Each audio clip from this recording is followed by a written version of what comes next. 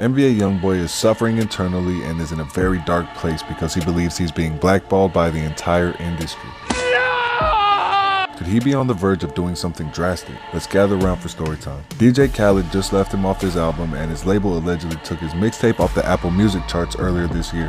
YoungBoy says that he's lost the support of his label in the entire industry. Now, the Khaled thing is crazy. He left off the hottest young dude in the game, and considering the fact that Khaled's last album was super mid, he could definitely have used a YB feature on this one. But claiming that Atlantic Records would remove your project from the charts just doesn't make sense to me. Why? Why would you do that? The mixtape had a couple subliminal diss songs, but since when do labels care about that? He's out to get him and burns every bridge he comes across.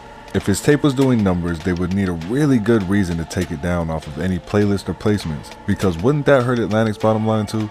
He claims that they took his music down off of the charts because they don't support his lifestyle. But we are talking about the same label that signed Kodak Black and NBA YoungBoy. I don't think that they really care what type of lifestyle you're living if your music's hot. I'm pretty sure that anything that drives record sales is a win in these people's eyes. But YoungBoy truly believes that his own label is blackballing him out of the industry.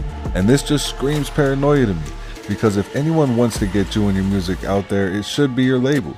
That is not to say that labels don't play games and shelf and block artists for a variety of reasons, but in this particular case, YoungBoy just signed a $60 million deal. No one is investing that type of money in an artist that they're not going to help succeed. $60 million is a lot to recoup. It's a huge investment. That's crazy. One of the biggest in music history, in fact. But still, he's telling everybody who will listen, don't sign to Atlantic Records. YoungBoy says he's suffering deeply after Khaled left him off his new album. Khaled's new album featured literally every artist who's had a Billboard hit in the last 20 years. Every artist, that is, except NBA YoungBoy. And YoungBoy took that very personally. NBA YoungBoy is arguably the most influential and popular rapper for this next generation. And it's really not that much of an argument if we're being honest. At least that's if we're talking numbers and influence with the youngsters. He is pretty much him. He's never really received industry support though, and like I said before, the couple olive branches that were extended ended up getting snapped and burned up. His relationship with Kevin Gates went south, Kodak Black, Fredo Bang, and the list goes on. If you were a fellow rapper and you saw these dudes befriend him and end up getting dissed and dismissed in the most disrespectful way, would you try to befriend this little high-head dude?